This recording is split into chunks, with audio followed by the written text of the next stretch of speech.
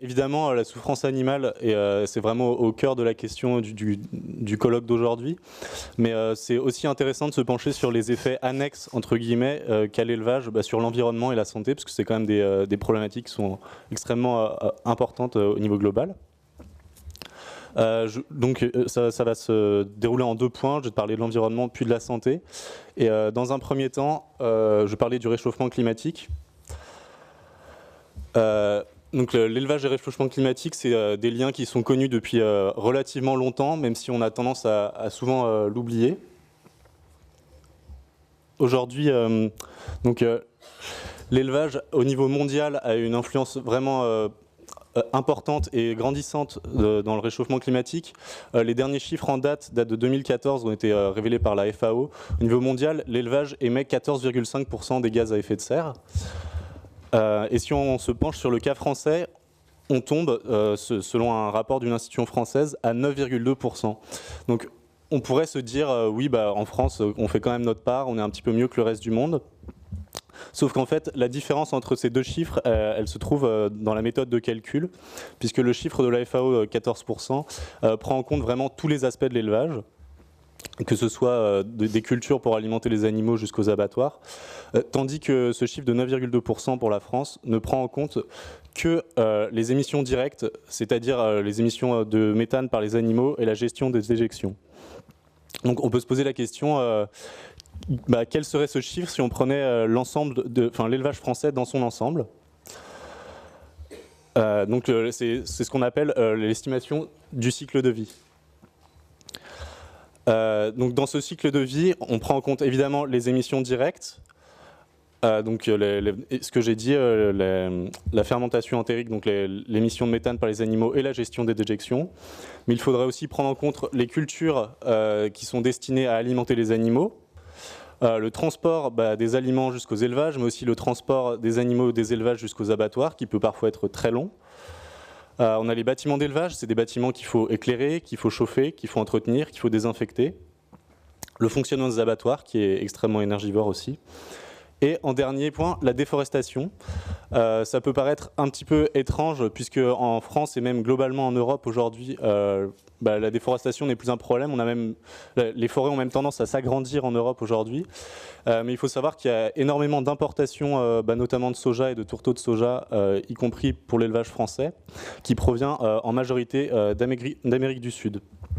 Et donc évidemment, pour cultiver ce soja, on est obligé de déforester des forêts primaires comme l'Amazonie.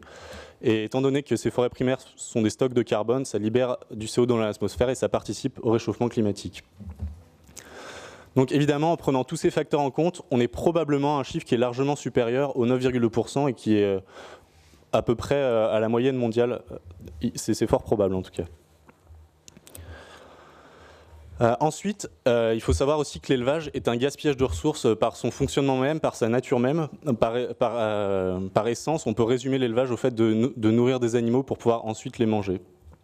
Et c'est un détour de production qui est particulièrement inefficace. C'est un fonctionnement qui est pas très rationnel quand on y réfléchit vraiment, puisque pour ce qu'on appelle l'alimentation animale, donc quand on donne à manger aux animaux, il n'y a qu'une petite partie de l'énergie qui est fournie par les animaux qui va être restituée sous forme de viande. Tous ces aliments vont être gâchés entre guillemets dans plein d'autres procédés physiologiques, notamment la production de chaleur simplement pour maintenir l'animal en vie. Également les fonctions vitales, donc tout ce qui est battement de cœur, respiration, métabolisme de base, c'est quelque chose que même nous les humains nous expérimentons. Évidemment, on ne grossit pas autant que l'on mange. Toute la nourriture que l'on consomme est principalement consommée via les fonctions vitales. On a la digestion, puisqu'absorber des aliments, ça consomme aussi de l'énergie. Les animaux aussi ils grandissent, mais ils ne produisent pas que du muscle, ils produisent des os, des poils, énormément de parties qui ne vont pas être utilisées dans l'alimentation et qui vont souvent être jetées et non utilisées. Et en dernier, la croissance musculaire, donc c'est le seul qui nous intéresse économiquement entre guillemets, et ça va représenter généralement moins de 20% des aliments en termes d'énergie. Donc on a une déperdition assez énorme au niveau des ressources organiques. Et donc c'est là devient ce fait qu'il faut environ 6 kg de protéines végétales pour produire 1 kg de protéines animales. C'est une moyenne, évidemment, c'est extrêmement variable suivant les espèces, suivant les modes d'élevage, suivant les aliments qu'on va donner. C'est une moyenne qui a été établie par la FAO dans une étude très très récente, en 2017. Et évidemment, cette étude de la FAO a détaillé en fonction des espèces, en fonction des types d'élevage. Et on se rend compte que les animaux les plus inefficaces pour convertir les calories sont les bovins, et les plus efficaces, entre guillemets, seraient les poulets. Même dans le cas des poulets, ça reste un ratio largement négatif, c'est un gaspillage de ressources nettes. Et donc on peut se demander qu'est-ce qu'il y a dans ces 6 kg de protéines végétales, puisqu'évidemment ce n'est pas forcément que du soja, que du blé, que des aliments qui pourraient être consommés par les humains. Ce serait un petit peu malhonnête de partir de ce principe-là. Donc on a quand même des moyens de mitiger ces gros coûts environnementaux et ce gaspillage de ressources. Donc dans ces 6 kg, on a d'abord des céréales, évidemment, particulièrement pour l'élevage de poulets, mais aussi pour l'élevage des porcs et pour bien d'autres animaux. On a l'utilisation des fourrages pour les bovins, l'utilisation des protéagineux. Les protéagineux, c'est tout ce qui va être pois, soja, ce genre d'aliments. Les pâturages qui sont utilisés quasi exclusivement pour les bovins et autres petits ruminants. Et en dernier, les coproduits de l'industrie qui sont des sous-produits de l'industrie alimentaire. Quelques exemples, ça peut être la pulpe de betterave qui est rejetée lors de la fabrication du sucre, ou encore les tourteaux de soja qui sont un coproduit de la production de l'huile de soja. Et donc quand on regarde ces 5 catégories, il y a uniquement les pâturages, les coproduits de l'industrie qui pourraient éventuellement représenter une utilisation optimale des ressources. Mais quand on se penche par exemple sur les céréales et les protéagineux, c'est des choses qui peuvent être directement consommées par les humains. Donc c'est vraiment un gaspillage de ressources net et évident. Pour les fourrages, ça l'est un petit peu moins, mais pour cultiver des fourrages, on prend des terres arables qui pourraient être utilisées pour des cultures pour les humains, donc ça reste un gâchis de ressources agricoles. Et enfin, la question des pâturages et des coproduits de l'industrie, elle est un petit peu plus complexe. On ne peut pas dire que c'est nécessairement une utilisation optimale, puisque les pâturages, certains peuvent ne pas être cultivés, mais il existe aussi beaucoup de prairies temporaires, de prairies artificielles, qui pourraient être utilisées autrement au niveau agricole. Et de la même manière pour les coproduits de l'industrie, il y a certains cas où on est vraiment sur des déchets de l'industrie alimentaire, mais dans d'autres cas, on est sur des coproduits qui ont une telle valeur financière que c'est même elles qui vont encourager certaines cultures. C'est notamment le cas du soja. Aujourd'hui, il y a une vraie prévalence de l'huile de soja dans l'alimentation humaine, mais cette prévalence, elle ne vient pas de nulle part. C'est qu'il y a un débouché qui est extrêmement rentable au niveau des tourteaux de soja, qui sont importés très largement dans l'élevage en Occident, en Europe et outre-Atlantique. Et donc c'est même ça qui rend la production d'huile de soja vraiment rentable. Donc pareil, on a quelque chose qui est un petit peu litigieux au niveau des coproduits de l'industrie. On ne peut pas nécessairement savoir si c'est une bonne utilisation. Et évidemment, aujourd'hui en France, on utilise très très mal nos ressources au niveau agricole, au niveau de l'élevage. On pourrait se dire que l'utilisation des céréales et des protéagineux est vraiment minoritaire. En réalité, ce n'est pas du tout le cas.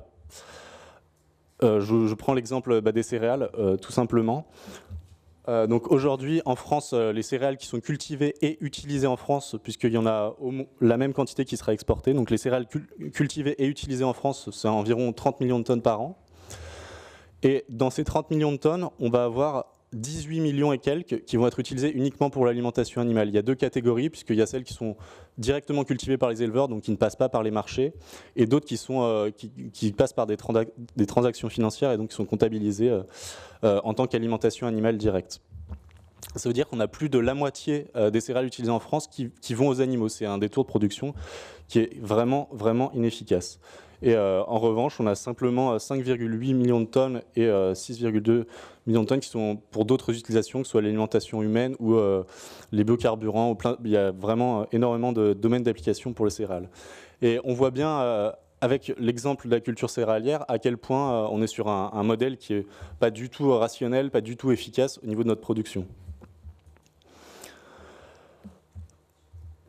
Et en second lieu aussi, je voudrais parler d'un gaspillage de ressources, mais cette fois pas de ressources agricoles, mais de ressources financières. Le schéma paraît un petit peu compliqué, mais en réalité, ça l'est pas tant que ça. Il faut savoir qu'en fait, l'industrie de l'élevage, donc que j'ai mis au centre, l'industrie de la viande, c'est une industrie qui siphonne de l'argent par tous les côtés, particulièrement l'argent public.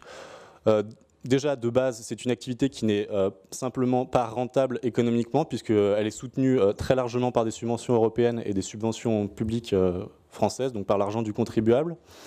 Alors qu'aujourd'hui, les éleveurs, il y en a énormément qui se dégagent un salaire qui est inférieur au SMIC en travaillant largement plus que 35 heures par semaine.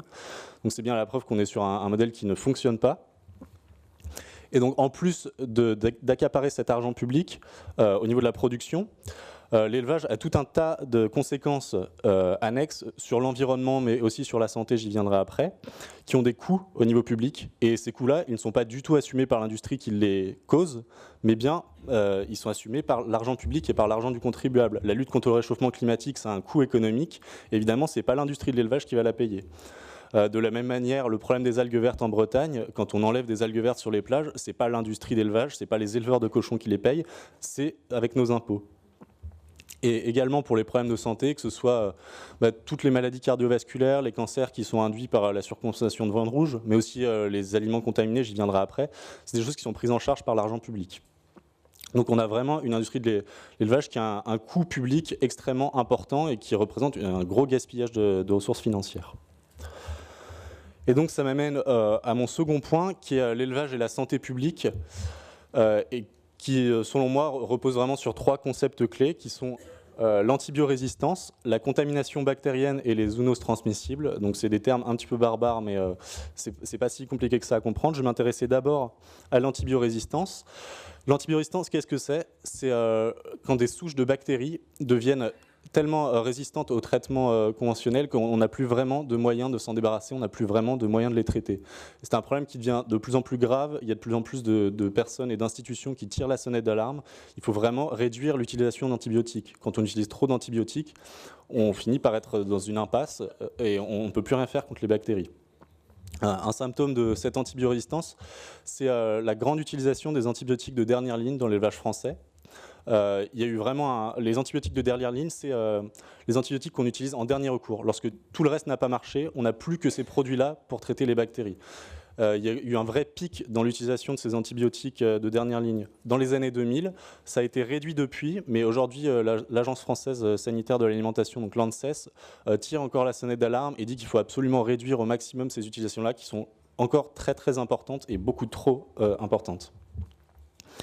Évidemment, cette résistance des bactéries, ça pose beaucoup de problèmes au niveau de notre santé, au niveau de la santé humaine, ça pose beaucoup de problèmes sanitaires. Ça a poussé notamment l'OMS en 2014 à publier un rapport. Il y a le directeur adjoint qui a même dit assez clairement qu'en 2030, il faudrait peut-être s'attendre, selon les considérations les plus pessimistes, à un monde sans antibiotiques où l'on pourrait mourir d'une simple infection ou d'une blessure bénigne. Évidemment, c'est un scénario assez pessimiste, mais il faut quand même le garder en tête. Quand on a des bactéries contre lesquelles on ne peut plus rien faire, ça devient très difficile de se soigner, voire impossible. Et une étude encore plus récente britannique qui a étudié, donc qui a essayé de voir les pistes pour lutter contre l'antibiorésistance au niveau de l'élevage, puisque c'est bien l'élevage qui en est la principale cause avec sa forte utilisation d'antibiotiques. Ils ont estimé qu'en 2050, on pourrait arriver à un chiffre de 10 millions de morts par an, rien qu'à cause de l'antibiorésistance. C'est des chiffres qui sont vraiment élevés. Et, ils encouragent vraiment à régler ce problème au plus vite avant que ça devienne quelque chose qu'on ne puisse plus rien faire contre. Ensuite, avec l'antibiorésistance, donc cette antibiorésistance, elle est causée aussi par nos modes d'élevage qui sont principalement intensifs. Là, je parle du cas français, mais au niveau mondial, on a quand même une tendance à aller vers l'élevage intensif majoritairement. L'élevage intensif, qu'est-ce que c'est ? Par définition, c'est mettre énormément d'animaux dans un espace confiné et des animaux à très faible variabilité génétique. Ça veut dire qu'ils vont être très vulnérables aux pathogènes, qui vont avoir un métabolisme assez faible, et donc qui vont facilement développer des maladies. Vu qu'ils vont être concentrés dans des petits espaces en étant très nombreux, évidemment c'est un véritable paradis pour les virus et bactéries qui auraient envie de se développer. Donc voilà, le développement des pathogènes. Et ça nous amène aux deux autres points clés qui sont la contamination bactérienne, donc des aliments. Aujourd'hui, par exemple au niveau de la viande de poulet, l'agence sanitaire européenne, l'EFSA, a effectué une étude sur les différents abattoirs de poulet européens et on a conclu qu'il y avait à peu près 76% de la viande de poulet qui était contaminée par du campylobacter et un petit peu moins de 10% par des salmonelles, de manière quasi systématique, entre 70% ou moins de 10%. Et le cas français, vraiment, n'est pas du tout une exception. Quand on regarde les statistiques dans le détail, on est extrêmement proche de ces chiffres, aux alentours de 70% pour les campylobactères. Et donc, c'est pas du tout étonnant qu'on ait souvent des cas d'intoxication.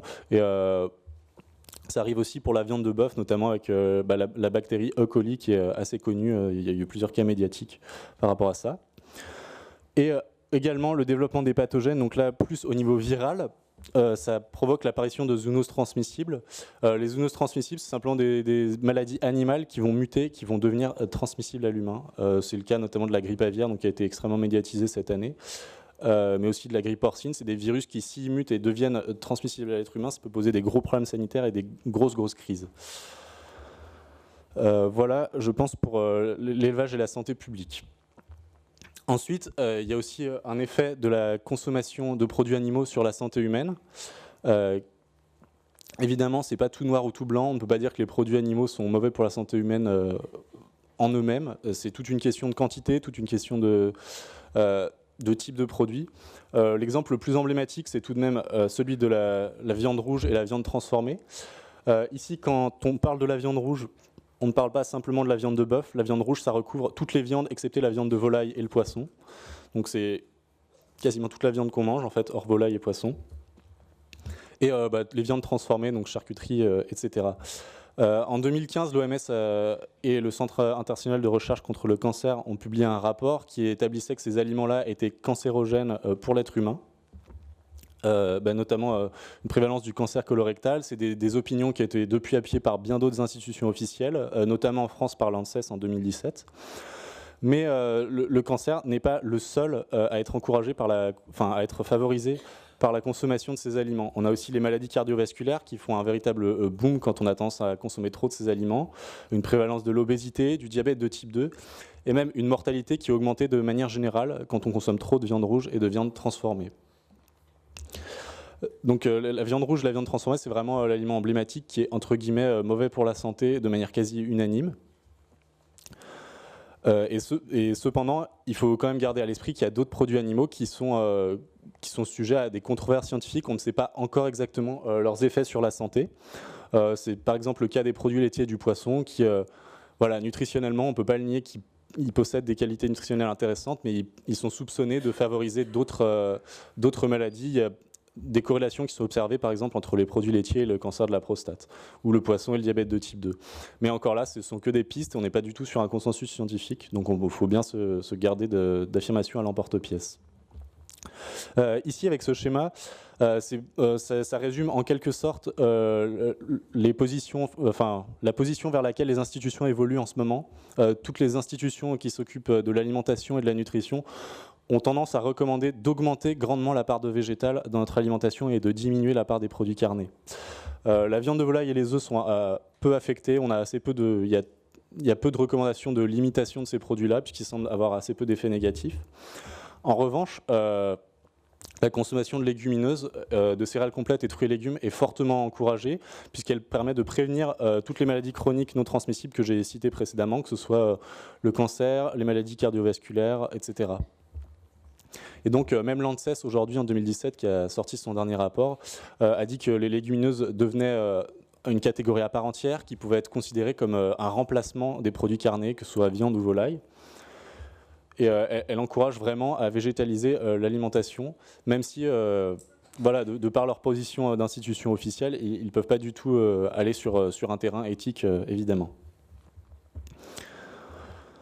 Donc là, on a vu, je pense que j'ai résumé en quelque sorte toutes les raisons qui peuvent nous pousser à réduire drastiquement au niveau sociétal la consommation de produits animaux, vraiment au maximum. Évidemment, je ne pense pas que ce soit des arguments suffisants pour dire on arrête totalement de manger des produits animaux. Évidemment, c'est la question éthique qui est au centre de cette chose-là. C'est pour l'éthique et pour les animaux qu'on va arrêter totalement d'en manger.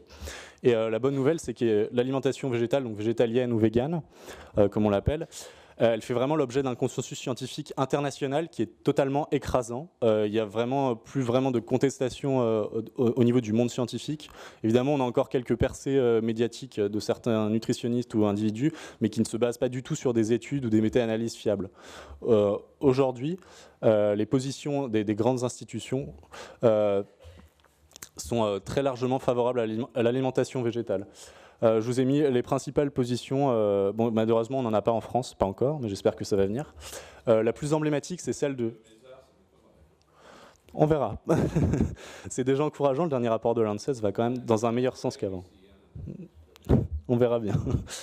En tout cas, la plus emblématique, c'est l'Académie de nutrition et de diététique aux États-Unis. Ça fait plus de 20 ans que cette institution renouvelle sa position sur les alimentations végétariennes, y compris végétaliennes, en disant qu'elles sont tout à fait adaptées, tant qu'elles sont intelligemment menées et bien équilibrées, qu'elles peuvent être menées à tous les âges de la vie, pour tous les types d'individus, que l'on soit dans le cas de femmes enceintes, de seniors, de sportifs, de jeunes enfants, aucun souci à ce niveau-là. Ils ne sont pas du tout seuls, il y a la Mayo Clinic, le ministère de l'Agriculture aux États-Unis, ils ne sont vraiment pas tout seuls, et on a plein d'autres pays comme le Canada, le Portugal, l'Israël, l'Australie. Il y a aussi le cas du Royaume-Uni qui est intéressant, qui est un petit peu particulier, puisque les recommandations officielles du gouvernement en termes de nutrition prennent en compte de manière très très détaillée et très spécifique les végétariens et les végétaliens, puisqu'au niveau légal, ce serait considéré comme de la discrimination de ne pas proposer de recommandations nutritionnelles pour ces populations. C'est un exemple que je trouve qui me laisse assez rêveur, puisqu'on en est vraiment très très loin aujourd'hui en France. Le PNNS en France ne cite quasiment pas le végétarisme, il est peut-être cité 2 fois, et c'est pour en parler avec grande méfiance et pour mettre en garde, évidemment sans aucune justification. Donc on est encore un petit peu dans un Moyen Âge nutritionnel en France, en dépit du consensus scientifique qui est vraiment, encore une fois, écrasant et incontestable. Et avec cette dernière slide, je voudrais donc parler donc des clichés qu'on peut avoir par rapport à l'alimentation végétale au niveau de la nutrition. On parle souvent des protéines, du fer et du calcium, qui ne sont en réalité pas du tout des vrais problèmes lorsqu'on choisit de se nourrir de manière végétale. Les protéines, aujourd'hui, les véganes consomment quotidiennement 120% des apports, d'après le dernier rapport de l'ANSES. Donc on est vraiment largement au-dessus.